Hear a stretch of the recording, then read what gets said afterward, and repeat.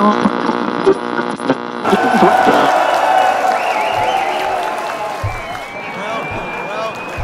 ladies and gentlemen. Welcome to this week's edition of The Mediator. With me, your host, Brian West. We got a good show for you tonight. We got Jeff Gordon on the show. He's Pastor Jeff Gordon, and he's an activist. He's a playwright. He does plays in the inner city of Faro, PA, and he has a ministry of Highway to Heaven ministry, and he does plays and outreach things in the community, so it's an outreach ministry. All right, as usual, let me tell you the format of the show. This is the show where I go, we have skits and other things and interviews, and I also go through the stories that made it throughout the month and the week to give you a little bit of sweet and sour sugar, to give you a taste of laughter within the stories that made it in The Mediator. So let's get to story number one.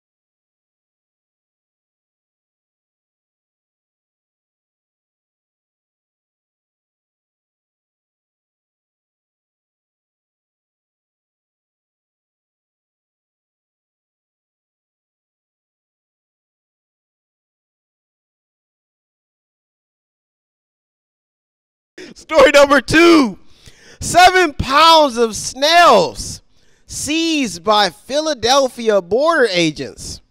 All right. 7 pounds of live snails from Italy have been seized by Philadelphia border agents.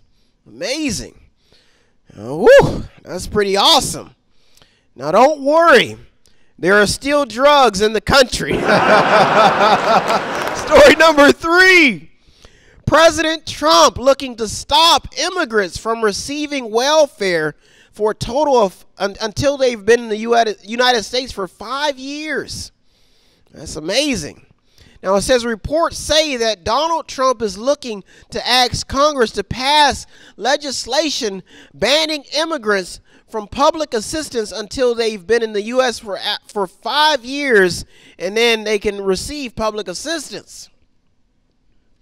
Now, next to the article, there was a casting call for Hotel Rwanda Part 2.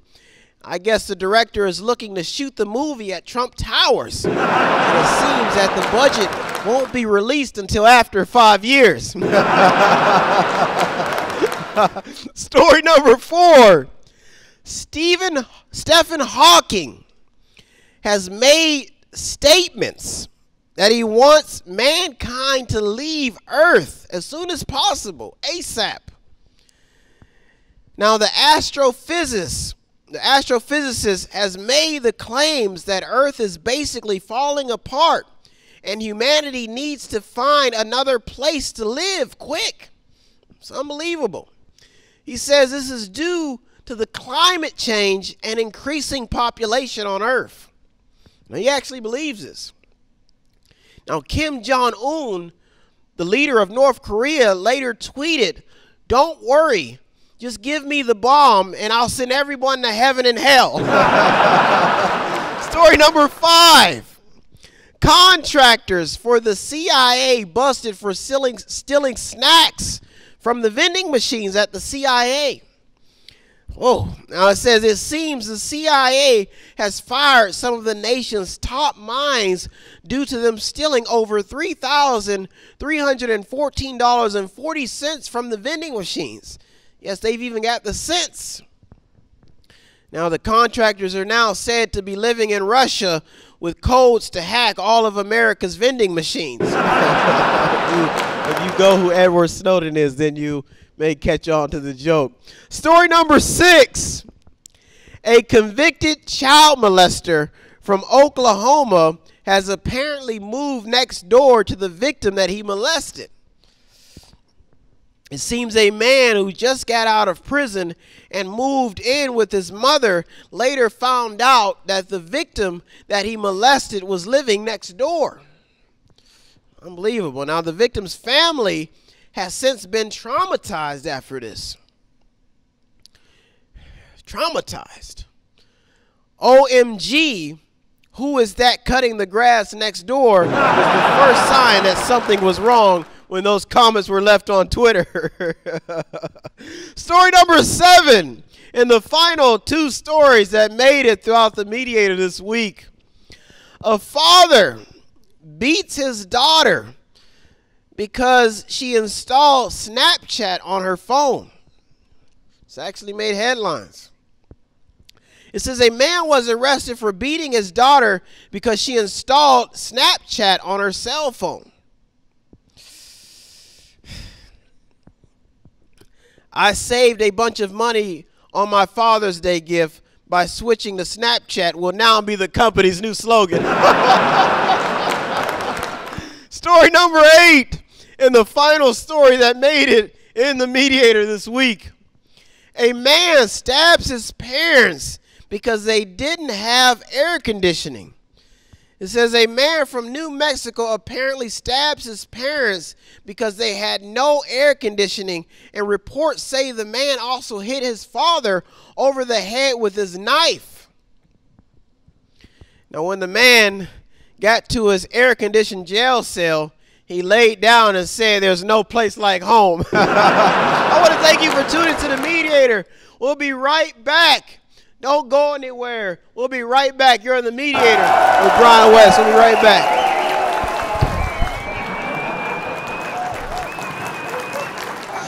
So you take the dreamer out of the story and you trap some of the elite and the citizens inside of the imagination. And then you just kind of see where the story goes.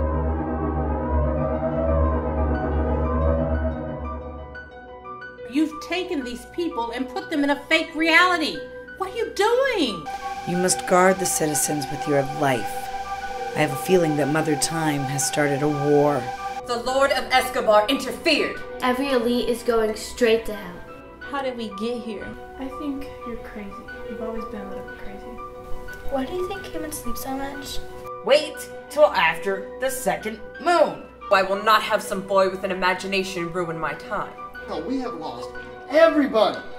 The imagination is our biggest weapon. Do you think they die? Luna, we've been chosen. I alone control time. Dreams are my enemy. We don't even know where we are right now. Would you stop asking me so many questions? How do I find my son?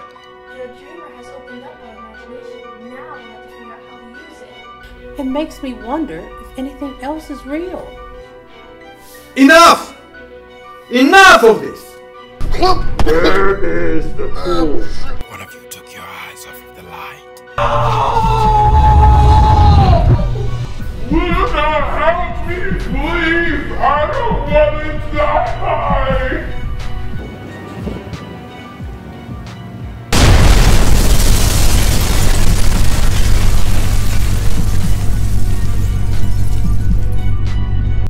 So what do we do now? I don't think there's anything we can do. We just have to wait.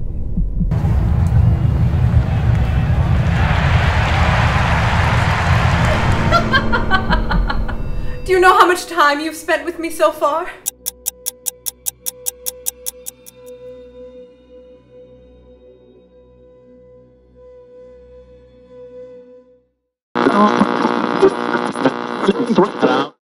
Welcome back, welcome back. This next guest I have is a very, very man of God. He's been in ministry for quite a while, and he has plays that he does not only just for the community, but for everybody to purchase and see throughout the world if they want to support his ministry.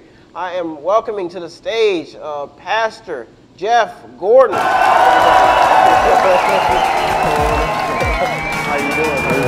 How you doing? Pretty good. Have a seat, man. It's so nice to have you on the show. Yes, now, I came out and I did your play. Yes, sir. And I got to know some of the people you're working with, and I got to actually I actually got to work with you and see what type of director and type of man you were. Now you got a unique personality as a as a director, you know, and I think now tell us a little bit about some of the things that you've been able to do in the community, and tell us a little bit about your community, what you're doing inside your community. Well, basically right now that we're kind of taking a layoff right now. We're doing the plays. So what we do is we go out and we do street ministry. Me, my wife, we got our ministry. Street ministry is In His Garden Ministries. What we do is we go out and we do hot dogs and chips and drinks and just set up and put music, which you had to, you know, you help participate in one of them, and we kind of just minister and pray for the community.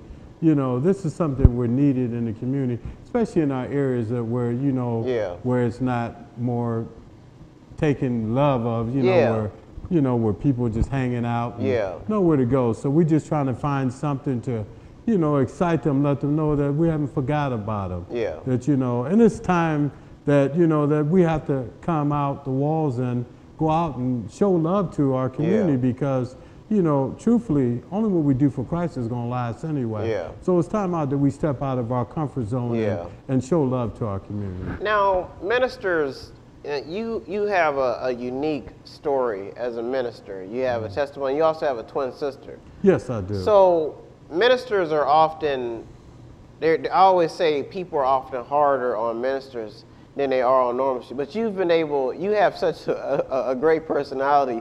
Tell us how it is being a pastor and having to just do outreach and do plays. Is it hard? Well, actually, you know, it became like second nature to me because I have to think about where my life was at one point in my life. You know, I was out there in the streets myself over 30-something years, and Lord spared my life to be able to come in contact and network with some very powerful people in ministry. I have to say that my greatest ministry is my wife. She also is in ministry with me. She's my partner. She prays for me. She keeps me on point. You know, and they always say behind a good man there's always a great wife. And I have to really put a question mark on that, on the areas, because you know what? Your wife isn't behind you. She's on the side of you. She's able to see when attacks are coming. You know, I think they got that a little backwards, a wife behind you. If she's behind you, she can't see what's coming at you. So I think my opportunity, I have a wife that's standing on the side of me. And is a partner of me in ministry. And she's able to see when the attacks are coming. But yes, it has been very trying coming up in ministry because, you know, they always say, you know, a prophet is not welcome in his own home. Basically, simply what that means is, you know, that people won't let your past go. They won't let it go. They like to keep it alive. Keep it alive, but you know, the Lord says in His Word that who the Son sets free is free indeed. So I take that seriously, and you know, I just thank God for where I am today, and I give Him all the praise and glory. But now you have such a unique personality, and I think, do you think the personality of a minister kind of plays a lot in how people perceive that how his congregation is, or just how he grows in ministry? Like you have like a laid back, you have a laid back, forgiving. You seem like you easygoing, and it seems like sometimes you don't mind telling people some of the things that you've been through. Well, you know, so do you think that plays a lot of part in ministry today?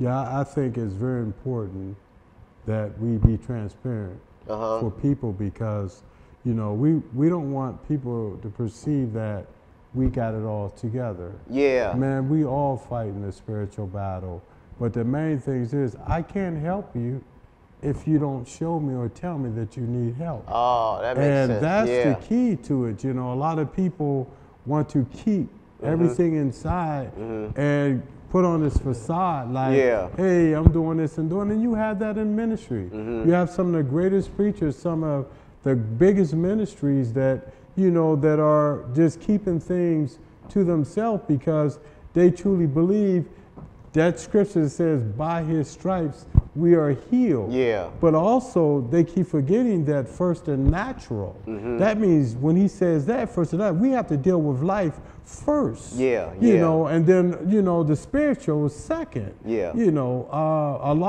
I think a lot of people in leadership or even in their car are feeding people a lot of spiritual food that they're not prepared for. And that's why we have a lot of leadership falling by the wayside, some having trouble going back to the altar and repenting, because we need to work with the natural man first. And I think that plays a very important part of your growth in ministry. Now your style of ministry is unique. You do plays, you do outreach. So do you think that that's the way more churches need to be in the new age? I think myself in the new age churches, everything should be illustrated. Yeah. People need to see who you really are. I think that because we've come up in an age church whereas a hoop and a holler was good for us. Yeah. But it never really got down in us. Yeah. Because we perceive that preacher to have everything all right.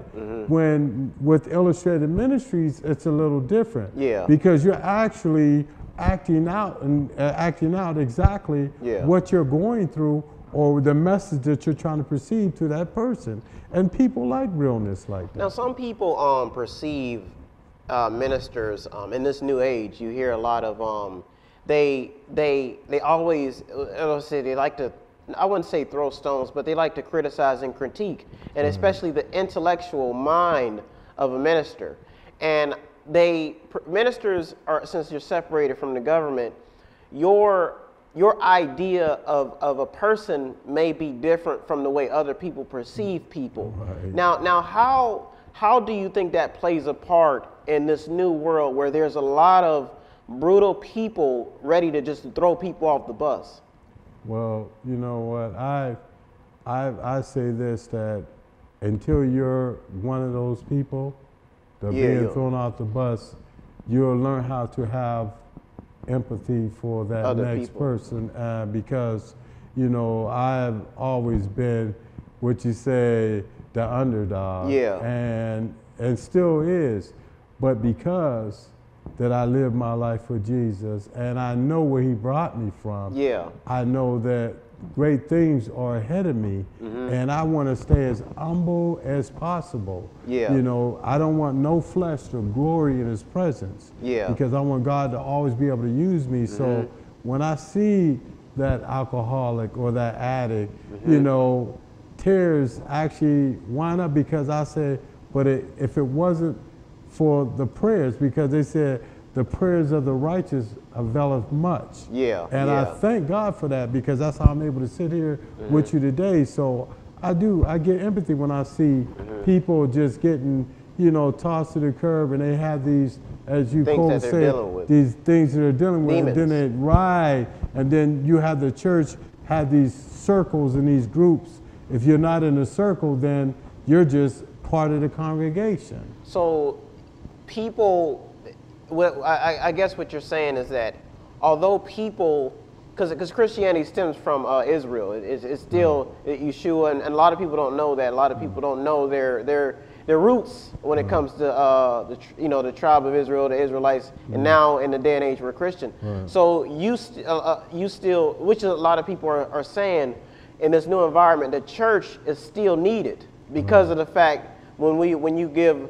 I believe that. I think what you're saying makes a lot of sense because of the fact that there's people who are in need of a home, they're in need of sympathy, they're in need of ministry, they're in need of counseling, they're in need of your plays, they're in need of somebody who cares in that phone call. So now when it comes to the new age, what we see now, what role do you think ministries like yours and the church can play in bringing life back into this this amazing dying world that everybody seems to be so pessimistic about? Give me your take on that. Well, my take really on that is, I'm gonna tell you, that's why I love Highway to Heaven Team Ministries. The way the Lord gave it, what we do is we prepare this buffet of foods. I mean, it'd be not just normal basic food, but we try to actually feed the body naturally. Yeah. And then we give them this spiritual play that makes them feel at home. And I believe that that's really gone from the, remember how when we were coming up, it was easy to, after church, to go down in the basement of the church and have a big fellowship and eat and drink and family time. Even further back where the preacher was welcome over over your home and they would eat chicken and all that. But they didn't got away from that. I mean, because now, I mean, you know, we know it's a little different out here now. You have to really be careful and be safe, because you know the enemy is walking to and fro. You see, he made it viral, and you gotta know who you bringing into your home today. But I will say that yes, the new generation is much needed for the way of just basically loving them right where they back are, into the right way, and rubbing, and not so much just, you know, judging them, just love them. Love them. You gotta love people, man.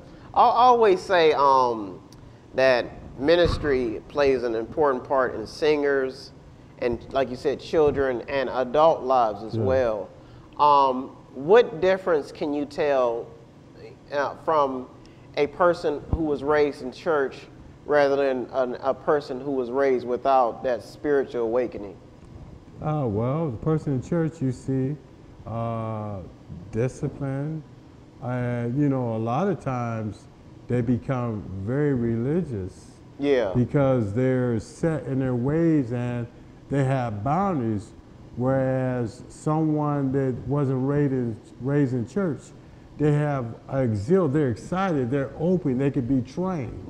They can actually be trained into the word, and then they can actually be covered well because they're not set with boundaries and religious beliefs.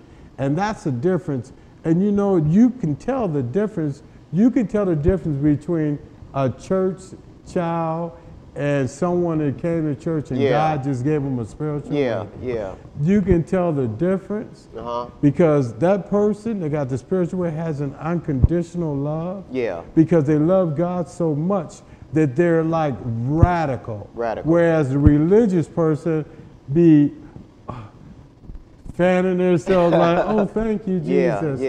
That's not saying that they're not saved. That's just that they were trained in a different way of how to praise God. Now, a question I have before we go to a break is, now I'll tell you a little bit. When I was a veteran, it's an amazing thing, and I got injured on active duty. I did not start getting well until they had like these, I'm sure if you've ever been to the hospital, they have chapels. And I started going to this chapel to I don't know what it did, but it got me better. And I don't know, I've always had a relationship with God from a child, but I think a lot of people lose touch on that. Now, what can spirituality do for veterans? Spirituality can do for veterans. You know, that's a very good question because, you know, I've never been in war in that fashion. But, you know, that is a personal relationship with your believer. And, you know, it's really a hard question because I can only speak from. I mean, but you're a minister. You know, you may come in contact. A lot of veterans are in need, and the government don't. A lot of people don't seem to have the answer. You have veterans who have committed suicide, and they have chaplains in the military. But to me, I had to, like you said, become religious. I had to devote myself to that time. And I can only give my testimony, but coming from a minister standpoint, you may encounter that one day. So I guess my interpretation, the interpretation I want to get is, what do you as a minister, when you hear about veterans and you hear about things happening within that type of a ball game, how do you feel that ministers can be more active in government engagements like that? Wow, I think actually I think it should be. They should really make time. I think they should have more, not necessarily open forums, but more closed forums where the military can come in. They can actually sit down with them, and just weigh out and minister first with the mental part. Yeah. Because I believe that takes a big toll.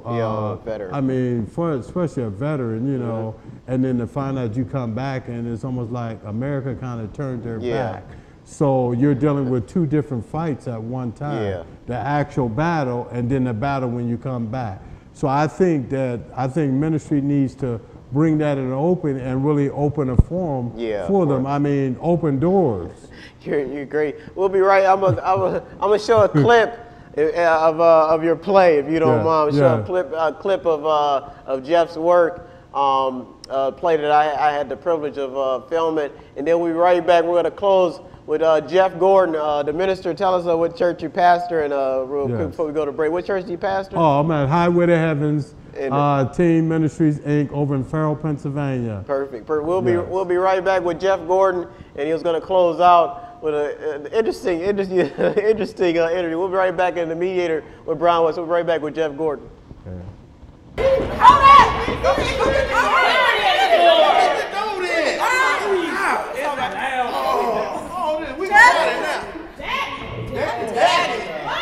Oh, heck, you know.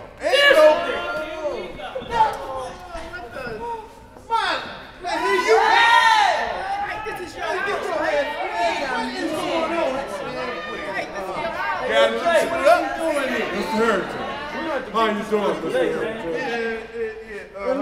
It's good to see you. I see you still in rare form. No, you. No, Mr. Harrington, how you doing? Good to see you. Get him, baby. And the rest of the Harrington clan. The rest of the Harrington clan. Delilah, you look gracious as ever. No mercy? Oh, my.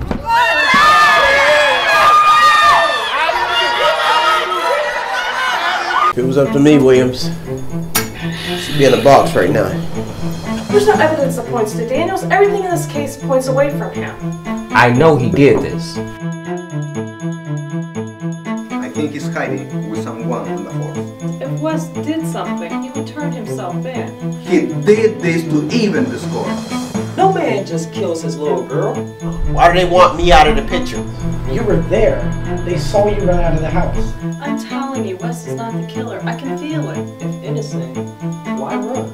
It sounds to me like we have some mistakes on the force. They want to take over the force, Wes. They want it all. If you push out the good cops, then you're one step closer to the king. Something big is going on. If there's been a bomb that I see it off. We have to come up with a defense plan, quick. All we have right now are suspects. Now we need to start getting some faces so we can fight back. If someone killed your daughter, what would you do? I mean, would you give in or would you stand up and fight back? You're a disgrace to the... I will have your badge, Bruce. Do you hear me? Wes is untouchable, unseen, and even untraceable. He has to make a mistake. He's human. I'm the only suspect. Something doesn't feel right. You wouldn't have to cut the face of the real killer, would you? All the fingers are pointing to him. We don't even know who the enemy is. A car is behind my mom's car and the whole evening. So, if you didn't kill your daughter, who did? It was a setup. I should have taken the fast food job.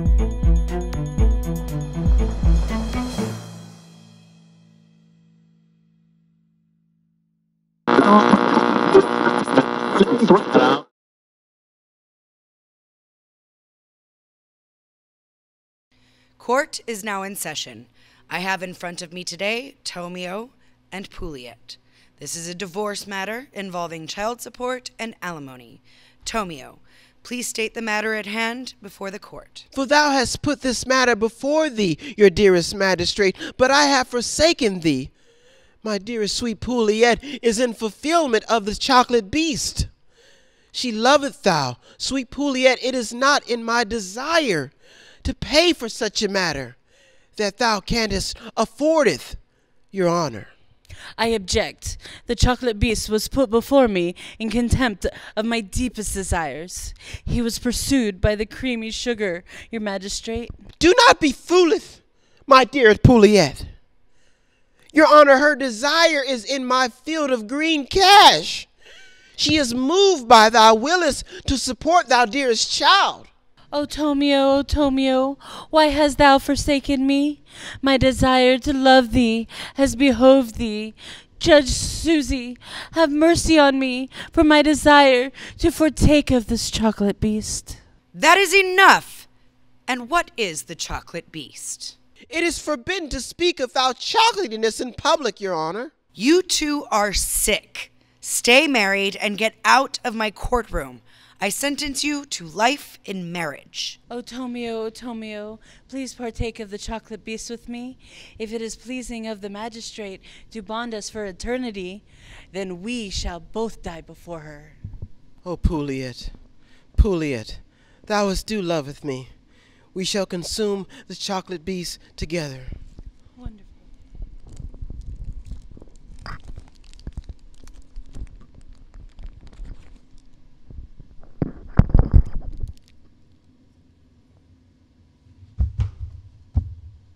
Guard, get these bodies out of my courtroom and bring in the next trial. All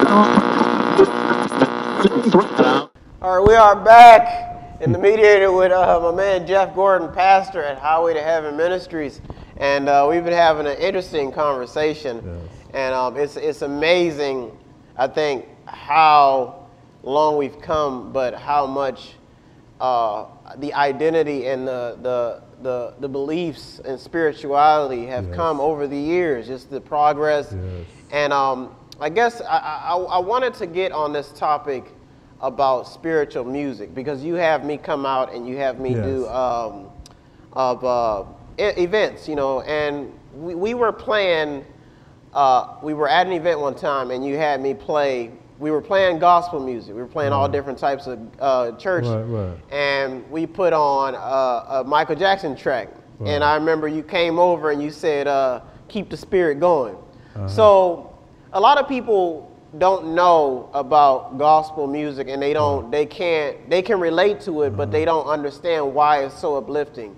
Now, you seem to be a very spiritual man. So why does this new generation need more gospel music? Tell us that. And why do they need more plays like yours? Well, because the Word of God says they can't come unless it be drawn by the Spirit. Yeah. So whatever music that's going to generate the crowd that you are, that's what's going to draw them. Yeah. So, of course, you know, if you're at a nightclub and you put on some rap music, you're going to draw the younger generation. That's the crowd you're going to draw. Yeah. So if you're in the spiritual atmosphere, you want to put on gospel music, because 9 times out of 10, it's going to convict the heart. Yeah, See, that's the difference between your spiritual music and then your worldly music. The spiritual music soothes. It's to come and convict you. Yeah. It's to uplift you. I mean, far as my plays, that's what it's to do. It's to uplift you. Yeah. It's to minister to right where you are. If you're going through drugs, or you're going through alcohol, or you're going to abuse, the plays that God give me will minister to you right where you are. And you know, I just thank God, because He always usually gets us a very professional cast. Yeah, we seen it. We showed the clip. I mean, you didn't get to see it, but I'm sure the audience probably. Right. Now, you did that play at a was it abandoned Catholic? Yeah, it was a Catholic facility, and usually they don't let outsiders come in. Yeah. But when God speaks, it's done. It's done. Now, and it was wonderful. I guess the question I have for you, do you ever see peace happening amongst religious faiths, all different types, when it comes to the understanding that there is a God who creates in divine intervention in our everyday lives? And I believe it's proven every day we walk the church. But do you think, as a minister, that there will ever be a day where each religion will look at each other and just acknowledge that there's a God in heaven and a divine God that did come and give His time to us on this planet? I have to tell you, brother, I believe right now we're right at that door right now. I believe that there is more people are just looking to love God or speaking. They call it kingdom thinking, because kingdom is the whole nut in the shell. it's thinking outside of yourself. Yeah. And I believe that we're getting there. Okay. But I still think that people have their religious organizations because that's the team that they signed up for. Yeah, the team. Because when you sign up for a team, you have to follow the team's bylaws. Yeah. But that doesn't have anything to do with your thinking, because once you start thinking, you start reading the Word of God. He never had no partialities, for he said in his word that I'm not a respecter of a person. Yeah, yeah. So right there, that speaks volumes to Yeah. say that, you know, we know who his people was. Yeah. So, I mean, you know, so, hey, man, I believe we're getting there. Now, the final, I got 2 last questions for you. Yes, sir. And I'm going to let you get out of here. One question I have is, what is your outlook? Now, you still consider entertainment, even though it's still a ministry. Yes, yes. So what is your outlook on the new age of entertainment? Do you think optimistically, or do you think that they have a lot of work to do when it comes to actually getting people back to stable thinking? I think they got a lot of work to do. Yeah. And I say that because he said also in his word that we're in a day where men will be lovers of themselves.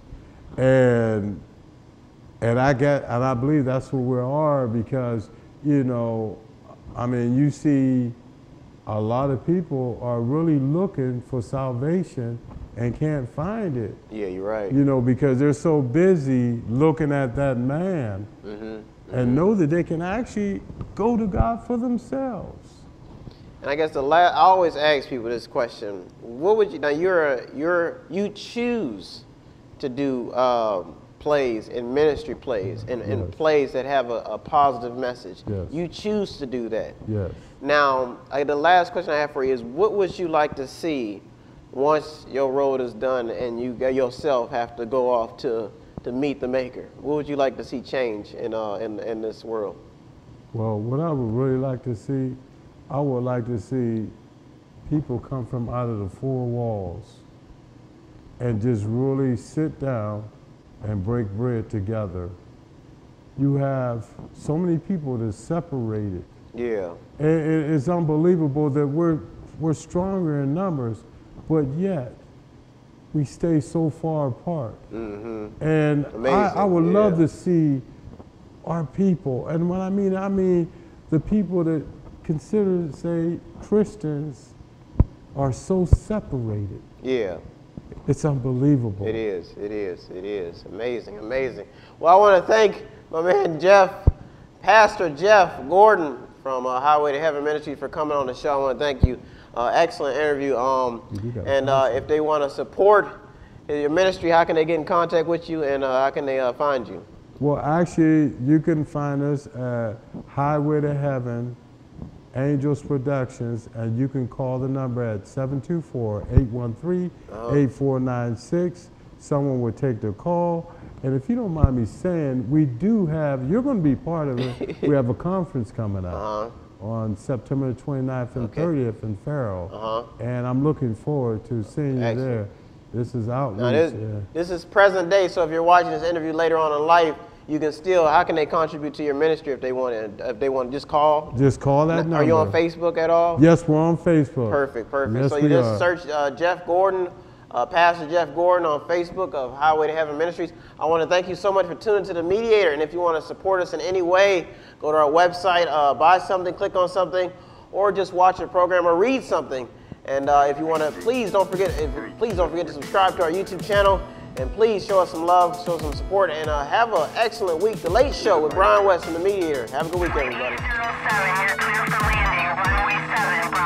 All personnel report to the nearest tornado shelter. This is not a drill. If you need help, then dial your operator. Have no fear, fellow citizens. The Mediator is